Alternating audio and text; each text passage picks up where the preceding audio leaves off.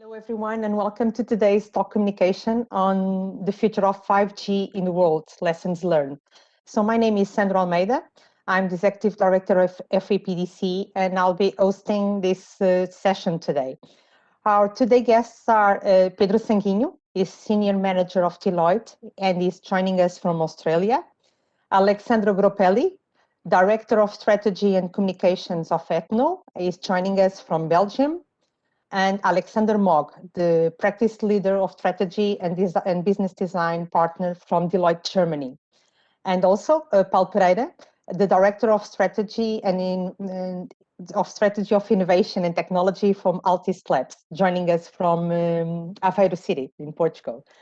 So in this talk communication, the most recent Deloitte study of advanced wireless adoption will be presented, with insights on the Portuguese and on the world and European market, including for the first time an analysis of the Portuguese market. So the experience of several countries and in terms of implementation and commercialization of the 5G and the results obtained, both in various industries and in society in general, will also be presented. We hope to have some useful case studies to share with you.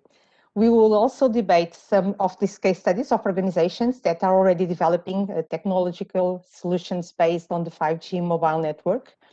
And this is a really important discussion and sharing at the time when Portugal is preparing the post-pandemic recovery plan, either through the Recovery and Resilience Plan or the next European multi-annual financial framework. So this is a debate that assumes a strategic importance, and that's why APDC is doing this talk communication in partnership with Deloitte. So before I hand the mic over to the next speaker, I have a few housekeeping items to cover about this presentation and the WebEx webinar platform.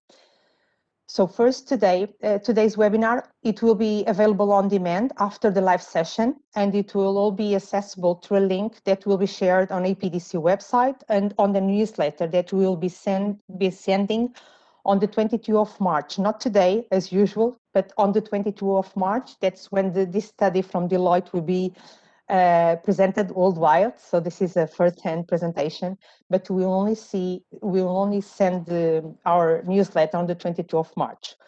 And then we will also love to have some insights and some questions from the audience that is joining us. So if you have a question for one of our speakers, please feel free to send it through the Ask a Question tab at the bottom or side of the platform. We will be answering all the questions at the end of the presentations. Let me just, with any further question, I would like to welcome Pedro Sanguinho. And Pedro, so it's up to you. You can start your presentation. Sandra, let me start by thanking you for the invitation. It's a great pleasure to be so far away from home, but still engaged and having the opportunity to share some of our experience around these 5G lessons that we are seeing and watching all over the world, especially here, in my case, in Australia. But today I will be focusing, as you said very well, on the Portuguese case.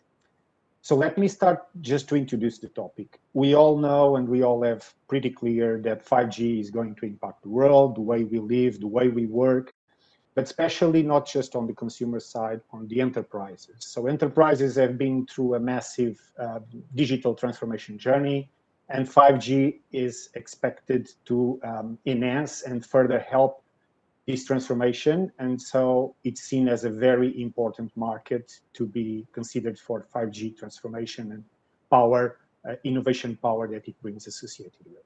So Deloitte already in 2020 issued on their TMT predictions that 5G private networks deployed on enterprises would have a massive, significant financial impact in the opportunities around these.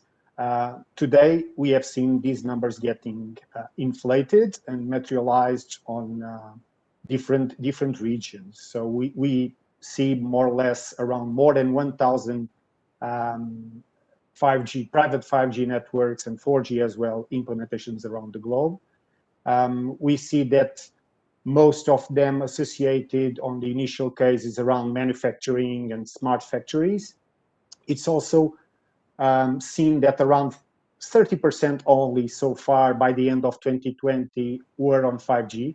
This is mainly because 4G still addresses the key initial requests from the enterprises, but it is expected that this number will be ramping up throughout 2021, and maybe at the end of this year we will see 5G taking over the place and the leadership in terms of 5G private networks deployed all over the world.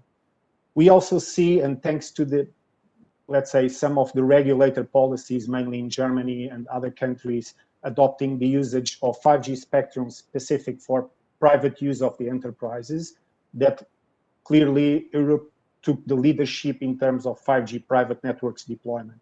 Just after US is coming and China as well. But I mean, it's a fact that Europe really brought the leadership into this segment, especially again around manufacturing and also a little bit of transport and logistics that we see adopting these solutions. So one question that we did at the point in time is, it is really important as of today to understand how what's the real willingness of enterprises to adopt these advanced technologies, not just 5G, but also Wi-Fi 6. So Deloitte in early 2020 took a survey in US with around 415 enterprises, which is a survey that is already public, providing those insights on those more than 400 enterprises, what they are looking for, what they really expect that 5G delivers to them. And taking the positive outcome and the interest that it generated, this survey was then extended by end of 2020 to 9 other countries, including Portugal. As Sandra mentioned, this report will be available and issued publicly on the 22nd of March. But today I'm going to share already the Portuguese insights, specific ones, that we also have some curiosity, of course, to get and to see the perception of a market that has been delaying a little bit the 5G introduction, but keen to see the willingness of our enterprises to adopt it and to embrace it. Just a remark on the profile of this survey. So we took into consideration several company dimensions, from the smallest to the biggest ones, in terms of revenue, but also in terms of number of employees. Different roles were interviewed and also different functions, not just IT, but also other lines of business. In Portugal, the survey took into account more these segments that you see on the left. TMT, financial, consumer retail, and automotive were the main addressed industry segments. And this varies a little bit according to the different countries' profiles. Coming to the numbers, as I said, the report will have the full detail, but I selected some interesting ones to share in advance with this audience today. One thing is clear, 62% of our enterprises complain about the existing infrastructure that they have today. They see it as a blocking point to address more innovative use cases and solutions that can eventually bring more customers and bring more attention and market share. We also see that these enterprises really recognize that even today, but also in the next 3 years, these next generation solutions, again, 5G, Wi-Fi 6, will be critically important for their success in the future. Okay, so this is a very relevant topic. It's nothing that the enterprises will see to adopt maybe just in 5 or something years. They want to have it now, and they are willing to embrace it. And also the majority of them, more than 70%, believe that the disruption that 5G will bring will also be able to transform not just their organization, but the industry they are working on. So it is expected that from this year, hopefully when we have 5G deployed until the next 3 years, we see the peak in these expectations and in the impact that it will have in our enterprise and industries in Portugal. And what are these enterprises looking for? What is really the appetite to embrace these technologies? So in terms of performance, it's all linked with data speed, obviously, but also latency and energy efficiency. These are the three main topics that our enterprises are looking for. But there are also some operational concerns and expectations around it. Security, reliability, and resilience of these networks is very important, but also they expect some improvement in terms of technology costs. And that's really what the market globally expects around this 5G adoption. What we also see from the outcome of the survey is that Wi-Fi 6, 5G will take over existing Wi-Fi solutions or 4G implementations that have been done so far. So it's really seen, and then here it depends how do you look at it. I can anticipate there are different variations in other countries around the globe, some more keen onto 5G, especially the ones that have already starting to use it. In Portugal, we see more balanced between 5G and Wi-Fi 6, but I think it all depends on the use case and the implementation. We honestly believe that these two technologies will coexist and they will have different use cases to be addressed. Some more data that I think it's relevant. So in Portugal, and this is a little bit different from the rest of the other countries that we explore this survey. In Portugal, it is expected mainly that in terms of benefits that these new technologies bring to our industries and enterprises, that it will open the possibility to embrace new business models, getting rid of the old-fashioned approach and being able to tailor new approaches to the market, also improve customer interactions and help enterprises to take better decisions and deploy better products and services to their end customers. In terms of challenges, again, security comes on top of it, right? So it's, as we are not just connecting mobile phones, we are connecting critical infrastructure and services, security comes to the top of their priorities and concerns. Also, regarding the maturity of the technology. Of course, countries like US, Australia that have already embraced 5G, these numbers in terms of technology, or these concerns in terms of technology maturity levels are a little bit less of a concern, but in any case, in Portugal is still, let's say, a journey that we need to work with the end customers and the enterprises to remove it from their concerns. Also, implementing fantastic use cases, yes, great 5G innovative solutions are there, but what about the return of the investment? I'm going to make a huge investment on deploying this technology, but what about the return? What does it mean for my business in terms of financial impact to implement and to embrace these use cases in these technologies? So that's on the top of the list as well. And also, not getting rid of the old and previous investments, how that 5G and the more innovative solutions can coexist with investments done previously on SD-WAN, on 4G or Wi-Fi. So that's also a priority for them. Another important and curious topic is to embrace these new solutions. Who is going to influence the way I deploy, the way I deploy my technology? What are the main, let's say, influencers to get me to that point, right? So in Portugal, is very curious. Here there is also, without disclosing too much information, a curiosity. It's probably the country where we see customers having, the end customers having a more relevant paper. It's expected, the enterprises expect that somehow their end customers, their clients, will help them to define the solutions that they are going to deploy.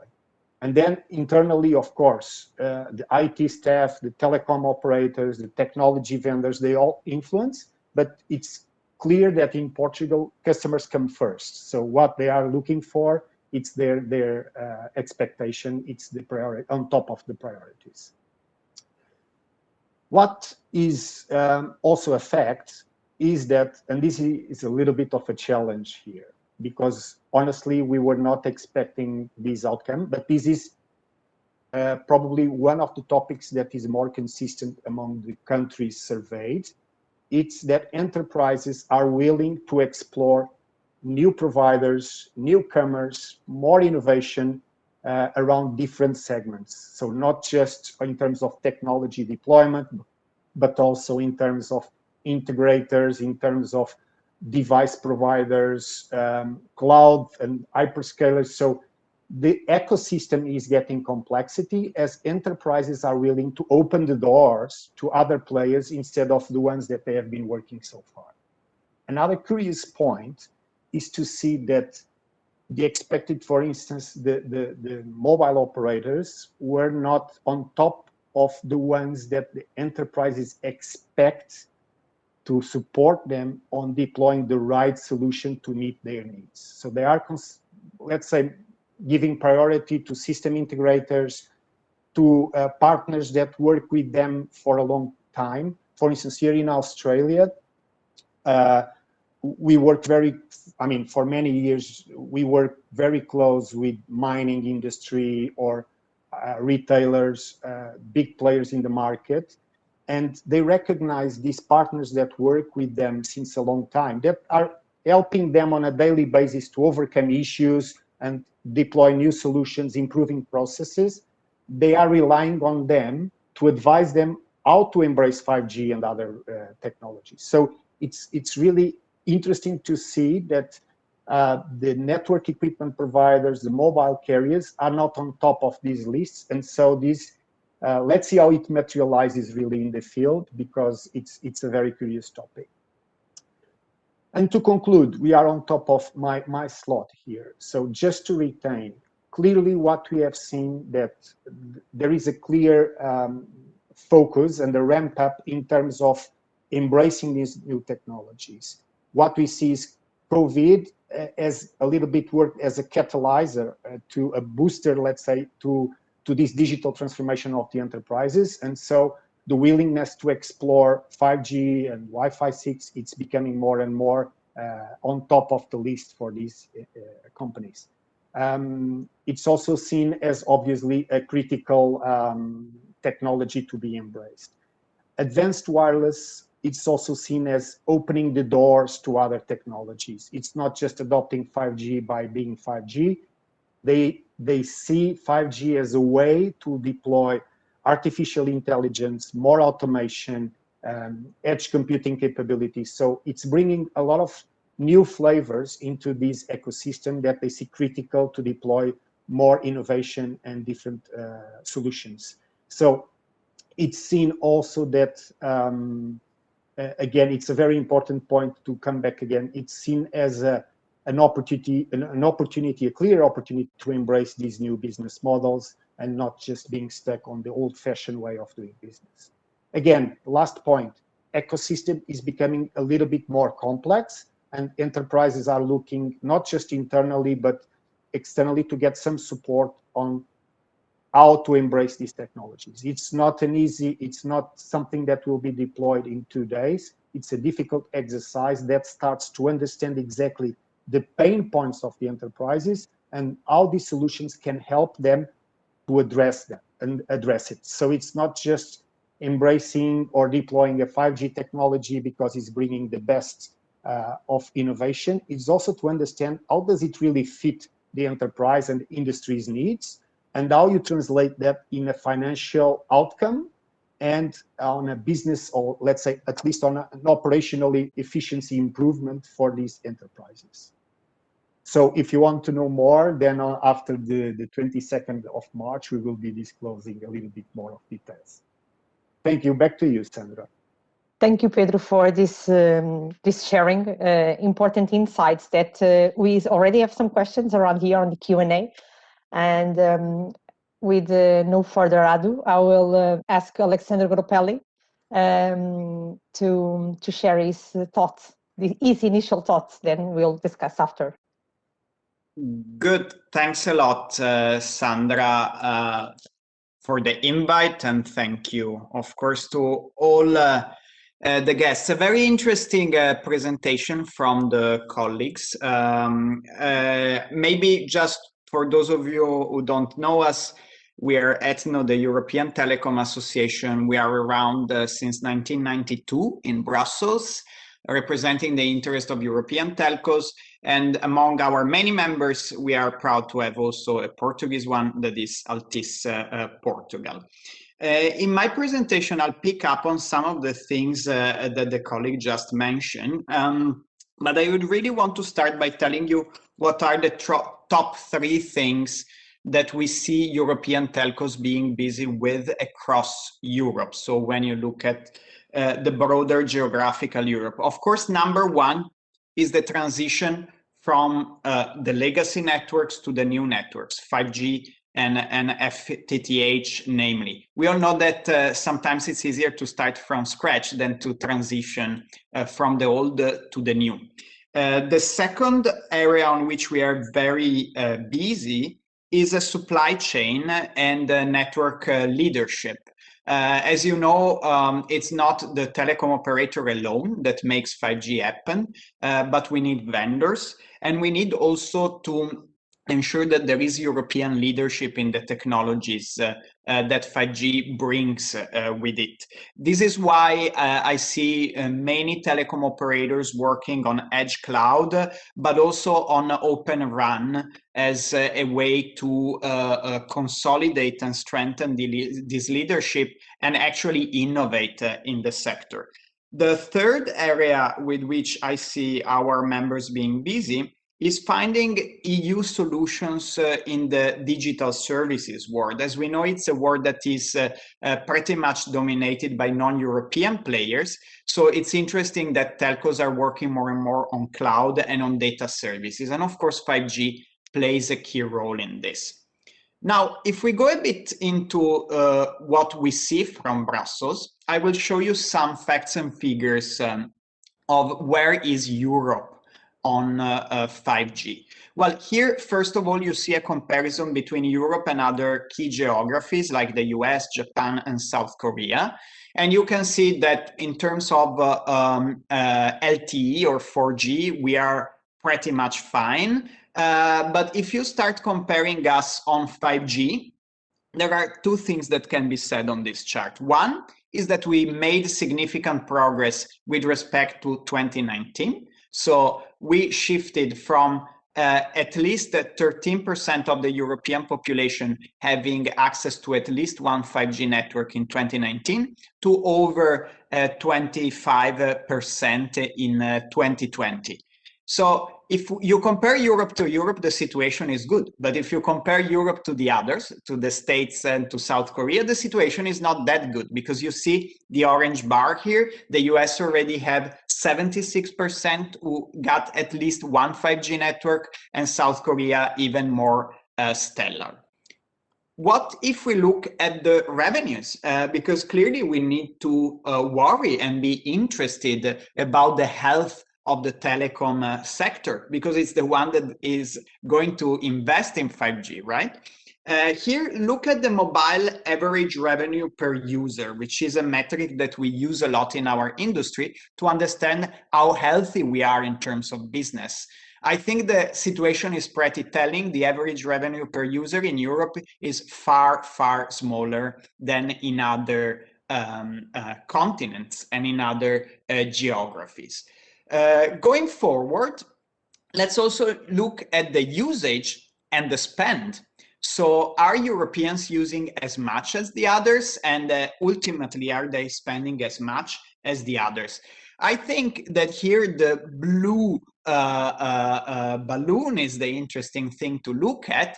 Not only Europeans spend less, which from some viewpoints can be considered, of course, a positive thing, but they also use less than the others. And we will come back later as to what this tells us in terms of obstacles to achieving a full 5G scenario in the European Union. The next one that I want to show you then is investment. We want to know how we are doing. Are we investing enough in 5G? Are we investing enough in achieving that vision that the colleague just laid out before me? Well, again, if we compare Europe to Europe, as you can see, the capital expenditure has gone up slightly in the past years. Of course, we are about to we have started actually a new capex cycle. We need to shift from legacy to new networks. So clearly, telcos are going to invest more. However, if we compare again Europe to other geographies, again, we are in the same situation as before. Look here at the capex per capita, how much we are actually investing per person. Europe is far, far behind the US, far behind Japan, and behind South Korea. We even adjusted for GDP per capita to have an even more conservative view, but still, as you can see, investment per capita is behind in Europe. Our analysis on the obstacles. I mentioned here 4 main areas. One is around how spectrum is auctioned and how fast it is auctioned in Europe. The other area is around demand, and in the previous presentation, you have seen that there is a lot of discussion on business models, and that's key because you, as a telecom company, you're always investing ahead of demand. That's the name of the game. But of course, then demand needs to follow. Otherwise, your business case is weak. Then there is a problem in our view of market structure and a problem of innovation environment. Let me go a bit deeper on the on the first point, which is around spectrum. Here we say that there is a release that is a bit slow and patchy. I will show you a couple of numbers on that. The conditions at which the regulators often auction this spectrum. So once you paid a lot generally for it, what can you do with it and what are the conditions? They're not always that good, which of course is not great news for the investors. And finally, at times, they even use spectrum auctions to promote further market fragmentation, so entry of new players, which again, it can be good in certain terms, but it definitely has an effect on the business case. On the demand side, we will see some numbers on the digital readiness of businesses and citizens. Some countries are doing better, some countries worse, but the overall point, remember those blue bubbles that I showed you. Europeans use the internet and digital services less.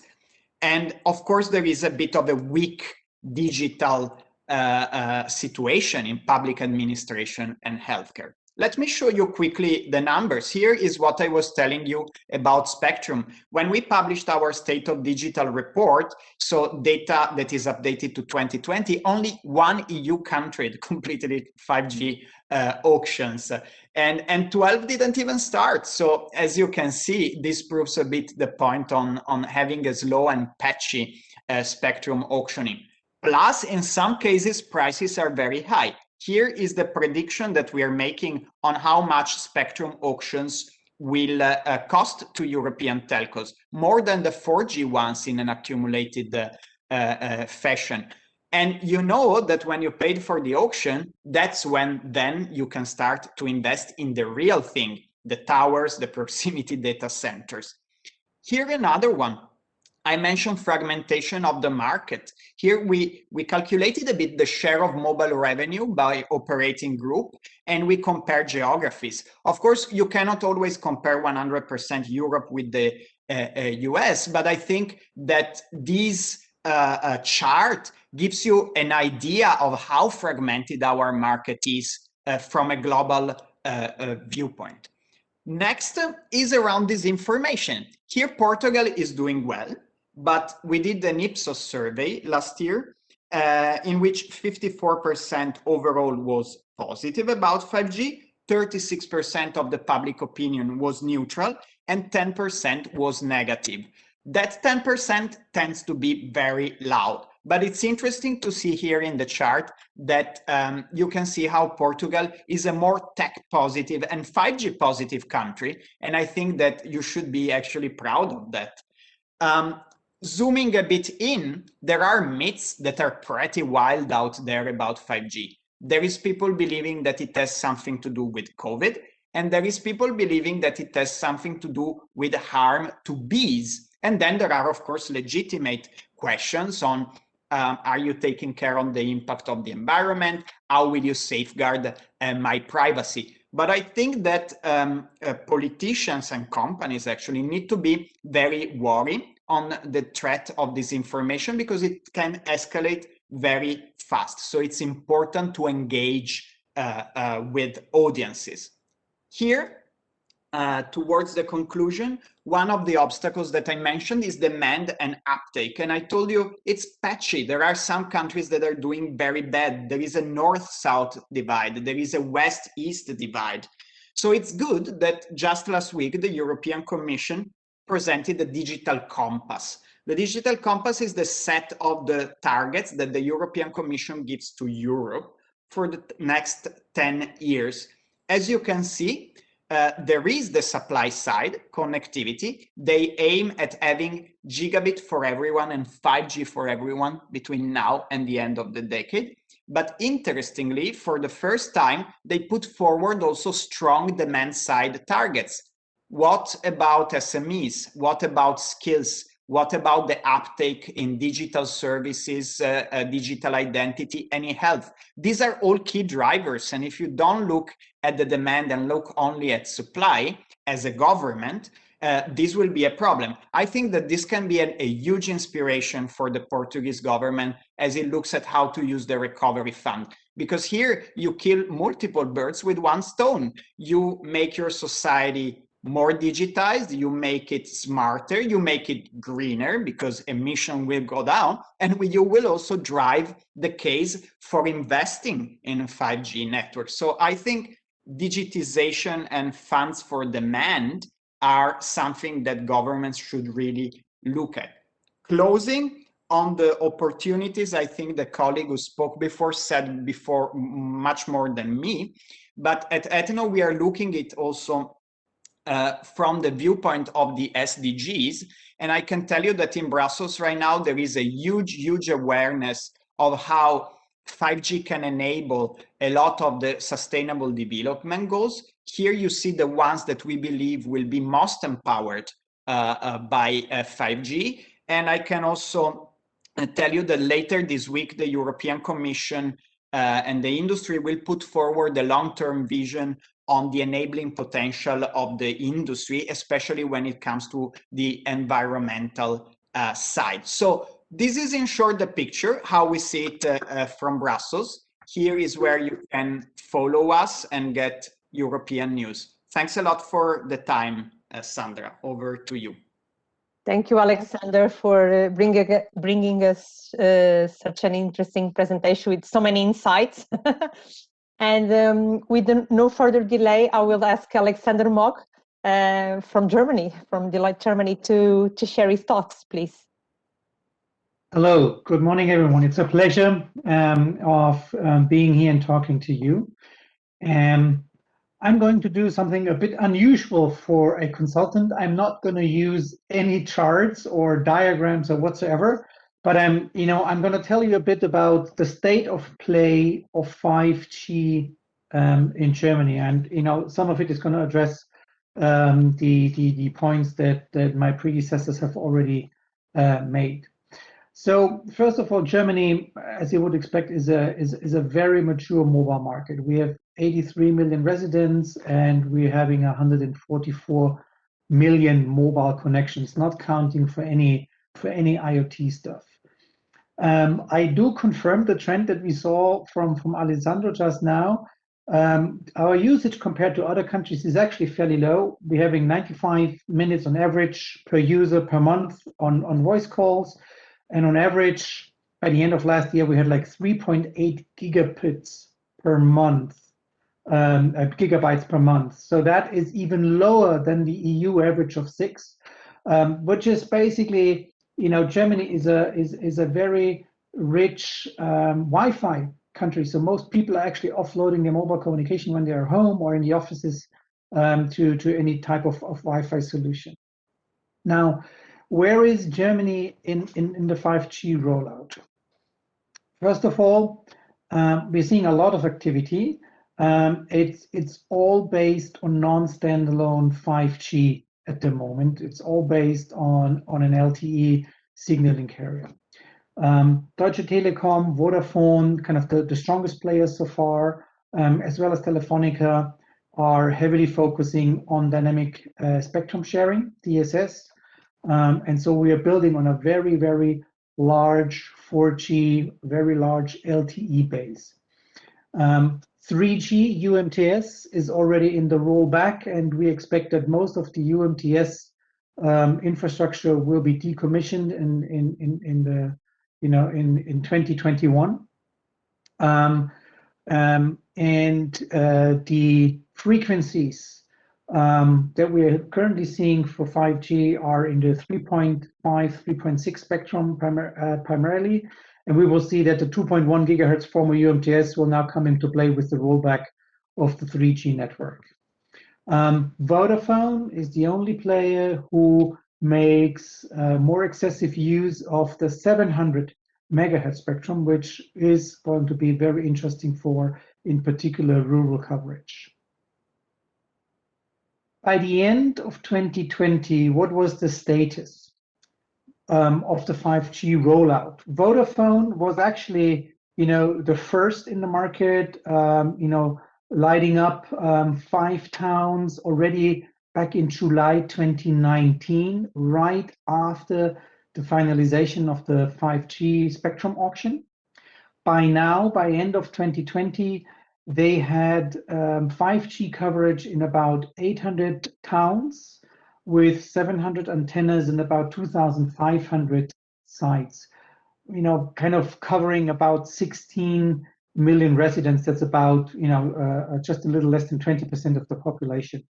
The target for this year, for 2021, would be, kind of doubling the coverage to 30 million residents, or 40% of the population. And as you might guess, this is going to be a very strong urban focus.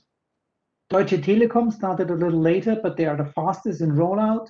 They're focusing their 3.5 gigahertz coverage now on 26 cities with about 1,000 antennas. They already are leveraging the 2.1 gigahertz spectrum. And with this, they are actually covering already 55 million residents with up to 150 megabits per second. So way below what 5G should bring.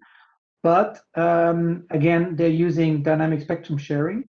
And their target is, by the end of this year, they want to reach an 80% population coverage. So we're talking about 60 million residents that could potentially use 5G. Telefonica was the last to follow of the established network operators. They started in October 2020, focusing on urban areas with the 3.6 gigahertz spectrum, and they have brought to life like 150 sites so far, and they aim at 30% population coverage by the end of this year, so about 25 million. We do have a fourth entrant, a fourth player that was granted a spectrum license and actually preferential access to national roaming, which is United Internet under the consumer brand 1&1.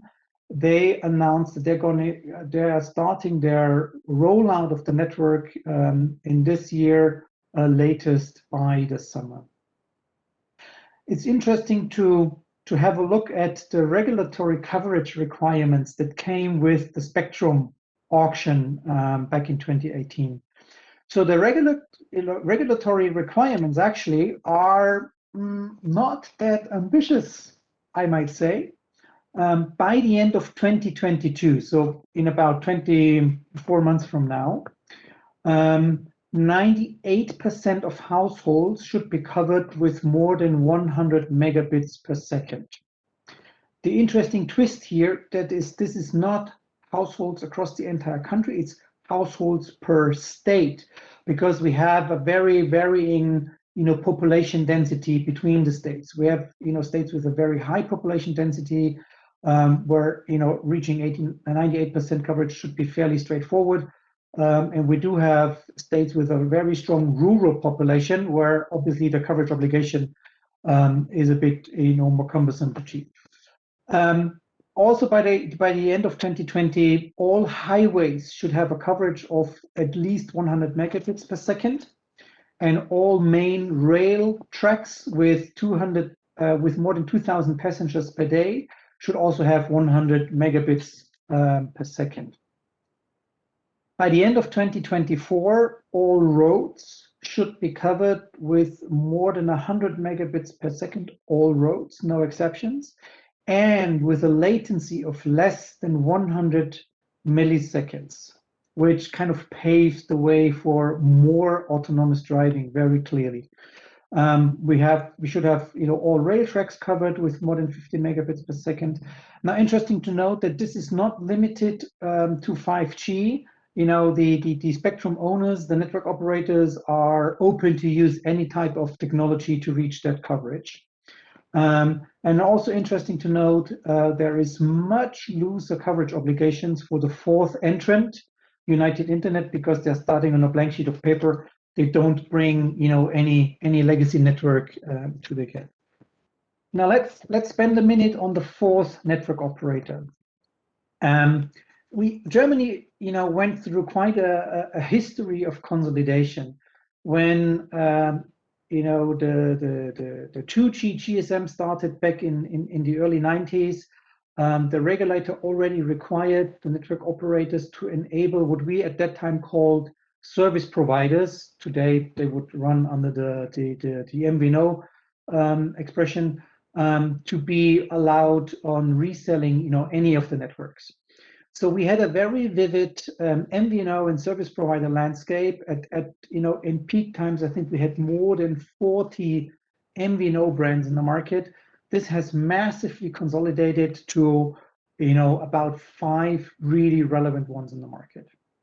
The networks, we started in the UMTS after the UMTS auction with like 5 license holders. Only 4 actually brought the UMTS network to life, and we now have consolidated down from 4 to 3 networks with the merger of the Telefonica operations in Germany with the KPN operations in Germany some 3-4 years back. Now the newcomer United Internet would again be a fourth entrant, however starting on a completely blank sheet of paper. Well, maybe not so much of a blank sheet of paper, because United Internet has a very long history of being kind of one of the major DSL resellers in Germany, having contracts with the likes of Vodafone and Deutsche Telekom, and is also one of the largest mobile virtual network operators. So they do have a very strong no-frills consumer brand in broadband and in mobile. And they actually do come with a very strong customer base. Their main frequency, their main spectrum will be 2.6. They also are allowed to use the 2.6 gigahertz spectrum from Telefonica. It's a kind of a regulatory twist due to some special circumstances in Germany. And they have been granted national roaming, which they just agreed, like the commercial terms and conditions with Telefonica, not so long ago, like 3-4 weeks ago. Their initial rollout focus, however, is going to be on the 3.6 gigahertz spectrum, and that is actually already a strong hint that they're gonna have. Well, not United Internet by itself, but overall the 5G rollout in Germany is going to have a very strong urban bias, and we're going to see actually quite some infrastructure competition, because only the high frequencies will allow really high bandwidth, for more mass market use. And so what we would expect is that the digital divide between urban, suburban, and rural areas will actually increase just by the sheer fact that the initial rollout of 5G is going to be very much on the higher spectrum, and therefore with a very strong focus on urban areas. Now, if you think about it, in highly dense populated areas like the major cities, we're going to have at least 3 highly capable broadband infrastructures. We do have a very well established cable infrastructure across all the major cities and all the, the towns in Germany, capable of delivering, 1 gigabit per second, already mass market ready, already in big marketing rollouts in Germany. The major cities are also going to see a strong fiber to the building, fiber to the curb, fiber to the home rollout. Already, starting to market, 500 megabits per second, aiming it very quickly rolling out 1 gigabyte per second. And then on top of it, you do have 5G. So there's going to be a lot of infrastructure competition in urban areas, which is going to make, a broadband connection, able of delivering 1 gigabit per second or more, being pretty much a commodity. We would expect for suburban areas at least to have, the cable presence, because they already are in the suburban areas, and then a combination of 4G and 5G, which is probably not going to deliver, really on a mass market basis 1 gigabits per second. So suburban areas are going to be, still well covered, but we would expect a consumer, a mass market, speed of 500, anywhere between 500 and 1 gigabits per second for the mass market on average. And then we come to rural areas. Sorry for interrupting. I have to ask you to short your presentation, please, so that we can have time for the debate at the end, and then we can discuss a little bit later. I will actually come to my end in a second. So rural areas will then left be with a combination of 5G and 4G spectrum. Now, what do we see what the operators are doing? Obviously, a big hype of 5G is going to be the B2B sector, the enterprise sector. And there we see a very strong drive towards IoT, Industry 4.0, and the mobile private networks or campus networks. So there's a myriad of use cases that we see emerging. And the question is, how to ignite an ecosystem for developers to really bring all these use cases to market, because most of the use cases will not scale enough to justify, kind of a standalone platform. So there is a very strong, expectation that the network operators might build, the respective developer platform, which I see a huge opportunity in the market, because it somehow has an analogy to the app developer platforms that we're developing based on 5G for the consumer market. However, also with 5G comes along the mobile edge cloud perspective, which on a national perspective, from a national view, will also require at least the same level of investment into the cloud infrastructure, into the mobile edge cloud infrastructure, as the network itself. And obviously, we do have strongly established hyperscalers, AWS, Google, Microsoft, some very strong European players also there. These players are powerful, they are fast movers, and they're very agile in partnering. So I want to leave you with 2 questions on 5G for the network operators. Will, for 5G, the 4G history repeat, where all the value went to the over-the-top players and not so much to the network operators who paid for the infrastructure? Will this history repeat in 5G as well with the hyperscalers? Yeah. And in that context, what role will network operators be able to secure for themselves in the 5G and edge cloud ecosystem? These questions are still open. Yes, thank you very much. Thank you, Alexander. We already have some questions on the Q&A, and if Pedro and Alexander, or Alexander, if you want to start interacting with on the platform, please feel free, okay? And then we'll bring some for the debate at the end. So Paulo, please, can you share your presentation? Thank you. Good morning, everyone. Quite interesting presentations and very pertinent and questions Alexander brought us. Today I will be sharing with you the effort that we have been doing on a particular use case here on a city in the north of Portugal called Aveiro, which we are trying to become a tech city based on 5G. First of all, I will try to let you know who Altis Labs is. We are part of Altis Group, one of the several digital service providers that exist in Europe and also plays in the US. We are mainly a technology company within the group, so we provide technology for the group and outside the group based on innovation and all the ecosystem that we have created around us, which provided us the opportunity to be quite spread across the world, delivering solutions for very different environments, which happen to bring us some insights on how to adapt for the different opportunities that 5G is bringing to us. The Living Lab that we are building in Aveiro is actually an initial challenge for a smart city that we decided to upgrade. The idea was to work on a digital and a connected city. That was the initial goal for improving the way of living of the citizens.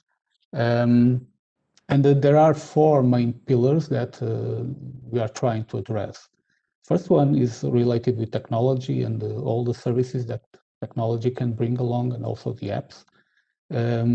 Second one, it's regarding the training of the population. So we do have a quite industrial ecosystem around us, which tends not to be very digitalized. So it does require people to be upskilled. On the other end, there's a young population growing up because of the university that we have here, but it's lacking a focus on technology and mathematics, all the topics that we do believe that will be quite relevant for the future. So the Living Lab is also addressing creating the interest on STEAM, on including arts, so science, technology, engineering, arts, and mathematics. So that's why we call it the Medici effect of combining all these from a very early stage with children, benefiting from the technologies that we put into service for the city.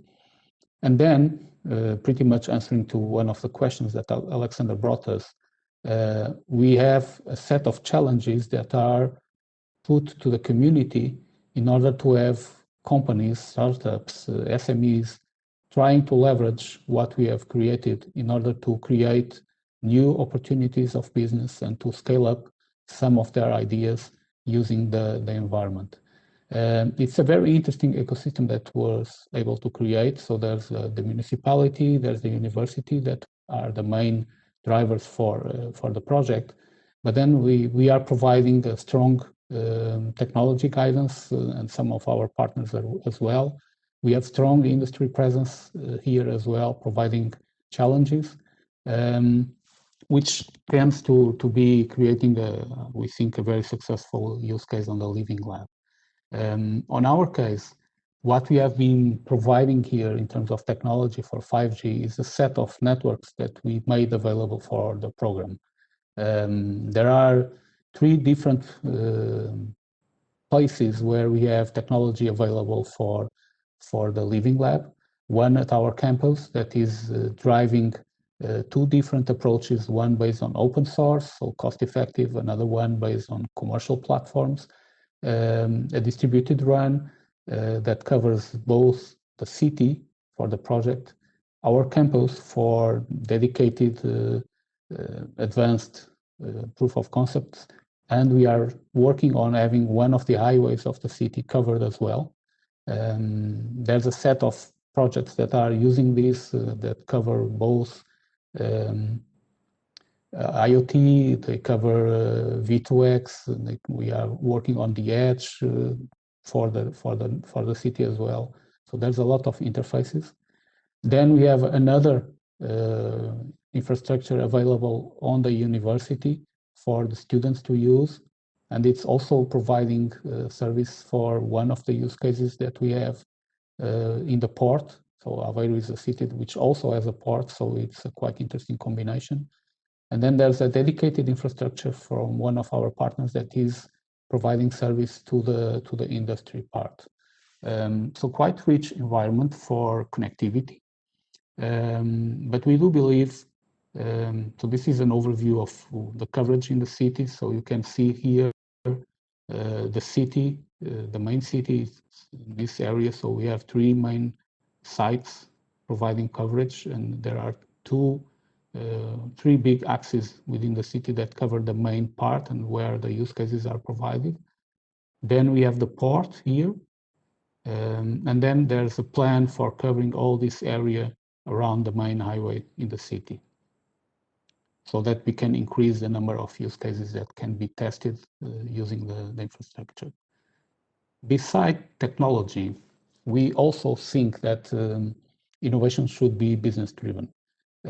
So we took as our own investment on the program to create and made available an edge solution, and also a platform that is collecting all the information from the different use cases that are deployed on the city and making it available for the startups, the students that want to benefit from all that information, and create also solutions that even if they don't rely on 5G, they can benefit from others that are using it to bring along intelligent solutions and combining the connectivity use cases with the data and the AI use cases for bringing different areas of activity, not only connectivity here. So this was something that we deployed, and it's being currently used, and we do believe that it's bringing value to the use case. Also on the challenges, which I believe are maybe the tipping point of everything we have done here, is we brought together startups and scale-ups, even R&D centers from other places and other countries, to create new products and services on this living lab. So there's, of course, a stimulus for that. There's a monetary prize. There's benefits for getting the training. There's mentoring that we are providing for the different teams. There's a place where they can get together and explore. So there's everything that you can imagine to get these teams exploring the infrastructure and the facilities that we have brought them. We were caught by the COVID crisis, so this would have been much better if they could be in place and do this together. But in the end, we managed to have several use cases that were demonstrated here, and that do bring alive what we believe it's the true way of exploring how 5G can bring value to the communities. You know, it's we as a part of a service provider, of course, we do believe that connectivity is a very important thing, but there's more to that than just connectivity. And of course, we cannot do it everything by ourselves. So we do need an ecosystem around us that can leverage and work side by side with us for doing this. So I think that's the tipping point for what we have done so far. I would like to ask the team of APDC to share the video that I wanted to share, which showcases some of the use cases that I just described. Sandra, please. Okay, thank you, Paulo. And just after, I will ask Pedro Tavares to help me co-moderate the Q&A now, after the video. Em Aveiro, a tecnologia está ao serviço das pessoas. Por isso mesmo, abraçamos projetos que vão ao encontro das necessidades dos cidadãos e que, ao mesmo tempo, contribuam para o fortalecimento de uma comunidade cada vez mais sustentável e inovadora. A colaboração com a Altis Labs na implementação de uma rede experimental 5G no centro urbano de Aveiro permitiu que a cidade fosse transformada num verdadeiro laboratório vivo, que serviu de base à iniciativa Aveiro 5G Challenges, na qual foram desenvolvidos e testados novos produtos e soluções tecnológicas. Desta iniciativa, resultaram 10 projetos promovidos por startups e scale-ups de diversos países de todo o mundo.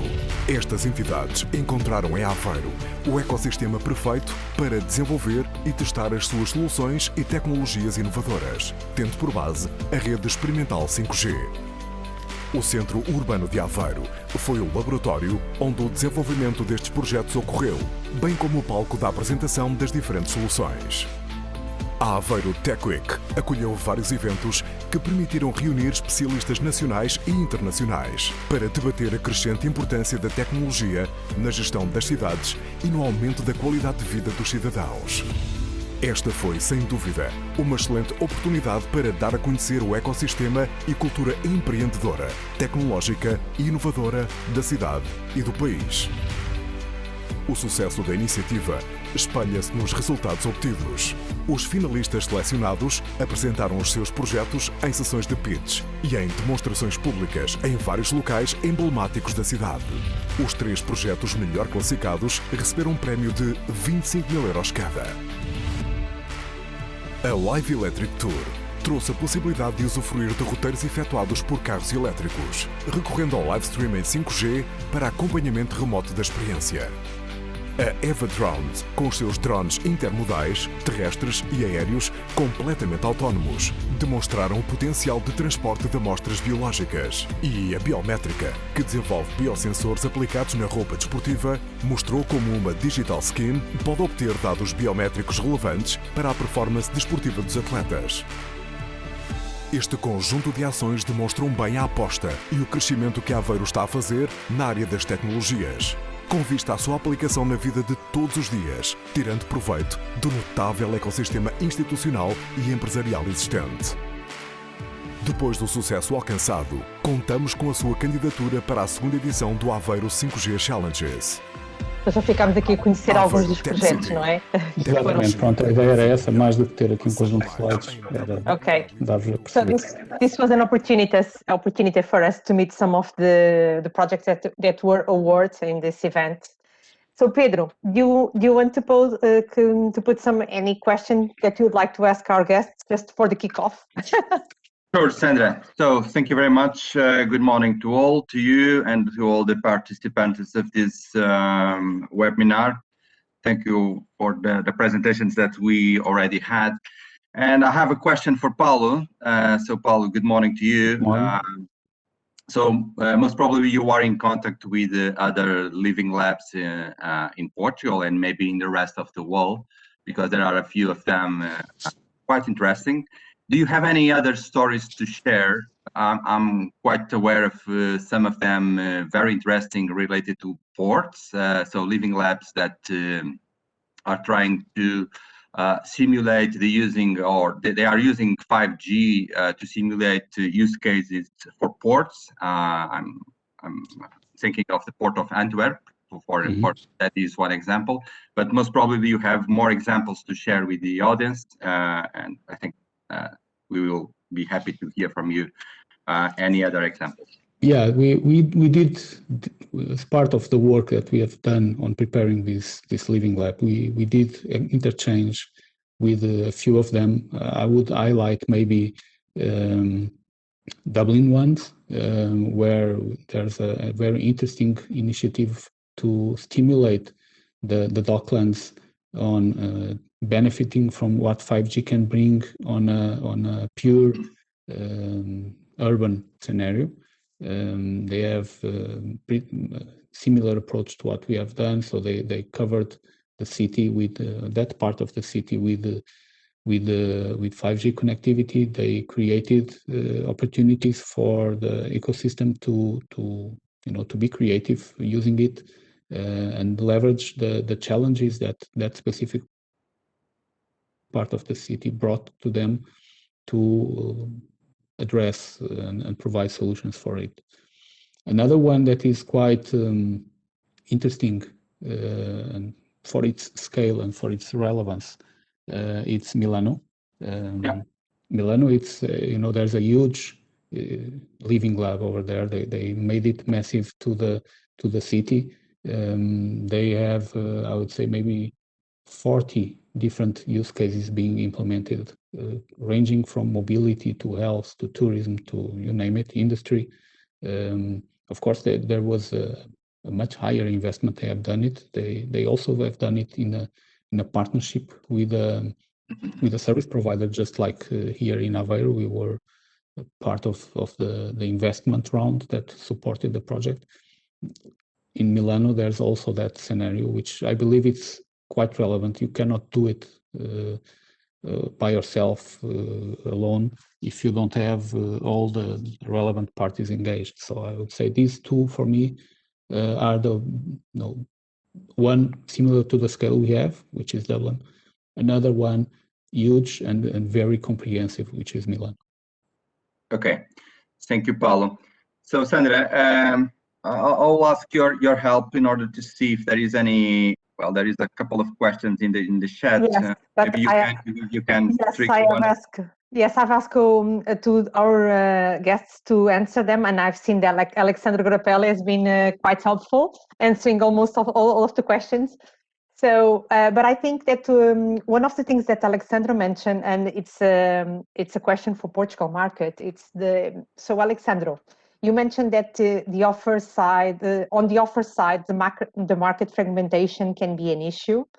What's your view about the Portuguese market, if you have any? Well, I will give a general response looking a bit at the European perspective. And I think that the issue of scale and market fragmentation is a big one. And I was listening also to the very interesting presentation of Alexander. And the one thing that struck me there and that resonates with the work we are doing is now that we go in a 5G scenario, as a telecom operator, you need to sit at the table with Amazon, with Google, so with Microsoft, with the big guys. These are global corporations that at times are more powerful than states, more powerful than heads of state.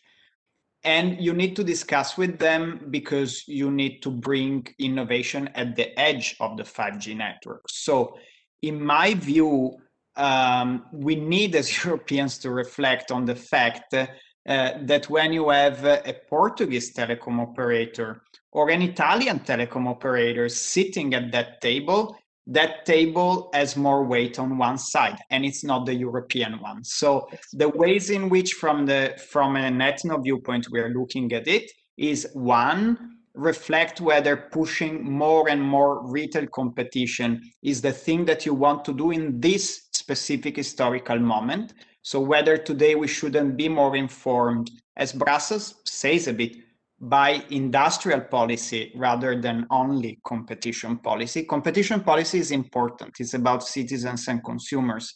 But also industrial policies is about choice for citizens and consumers and whether that choice is European or not. And second, is there space for more European telecom innovation? For example, on edge cloud. I know that some telcos are discussing with the European Commission and with member states about having EU funding to develop edge nodes and to develop European edge cloud capacity, because it's not a given that we need always to partner with the Americans or the Asians. We need to do that for everything where they know better, but in certain areas there are maybe just some untapped opportunities in which we can create European innovation. I know it's a bit of a philosophical question, but in the end, it's a global world. And Alexander said it. I mean, these are the people we need to negotiate with. So scale does matter. Yes, and Pedro, can I just make another question? Pedro Tavares. Yes, I have another one, a very tricky one for a. Oh no! Go! Maybe it's the same.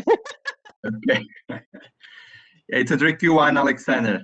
Okay, sorry for this one, but we have been discussing this a lot internally in our conversation in Deloitte, and you are in a country that is most advanced when compared to us. So you have new operators coming in. How do you see the impact of these new operators in the overall ecosystem? And should the incumbent be concerned about having new operators coming in, or no? What is your opinion on that? Because you already are facing that.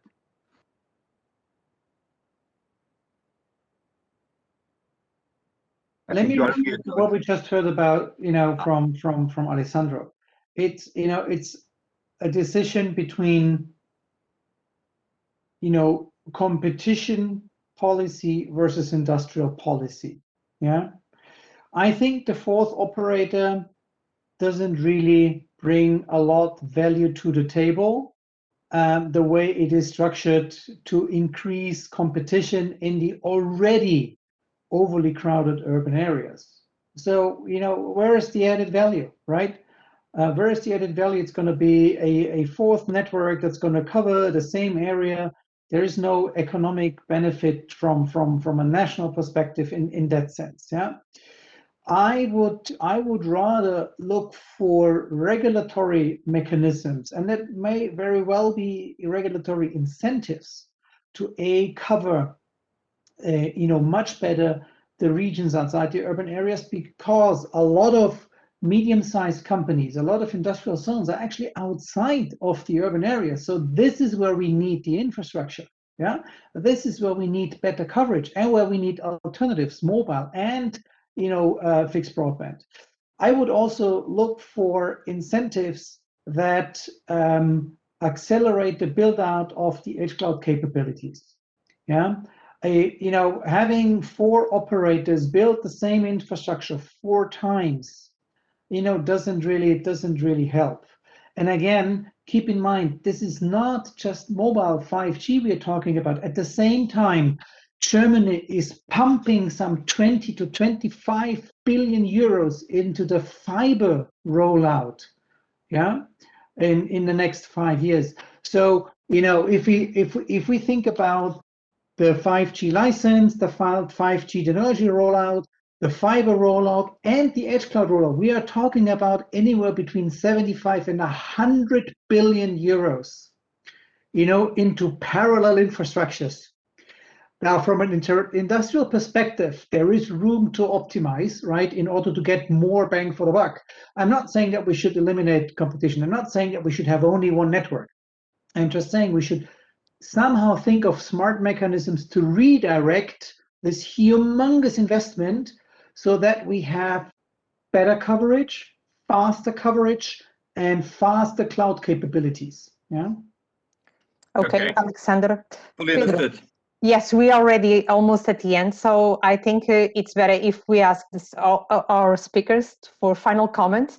And I will ask you to share, starting with Pedro Sanguinho, don't with the first speaker, any one lesson that you have learned or that you think that should apply or that you would like to share with the Portuguese market. And I will ask all the other speakers if they can share that one lesson, please. One lesson for me, and based on what I see in Australia, is 5G by itself is not going to change the world.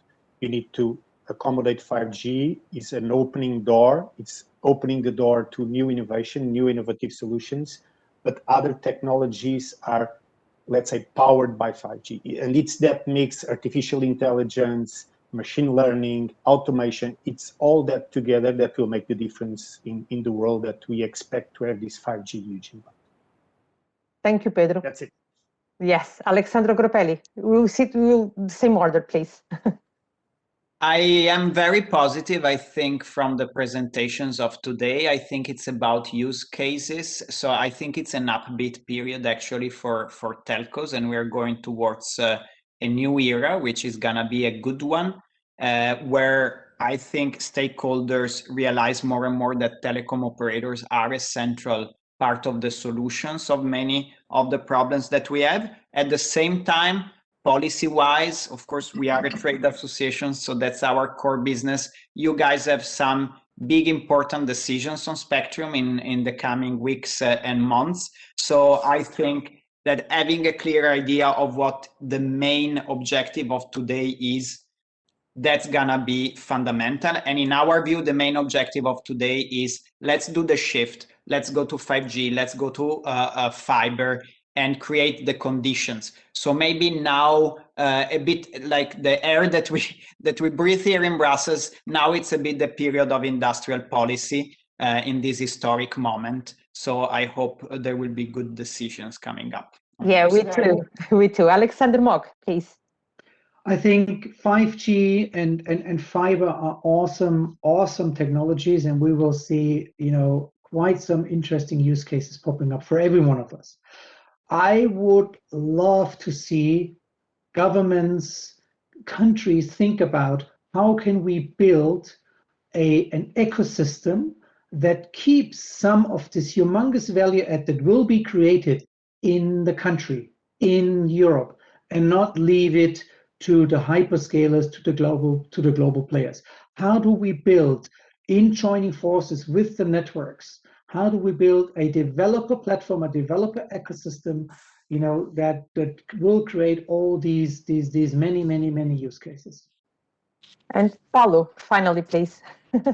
Yeah, I think that cooperation and co-innovation are key for what we have to do in front of us. It's the investments that have to be done, that will have to be done on 5G are quite relevant.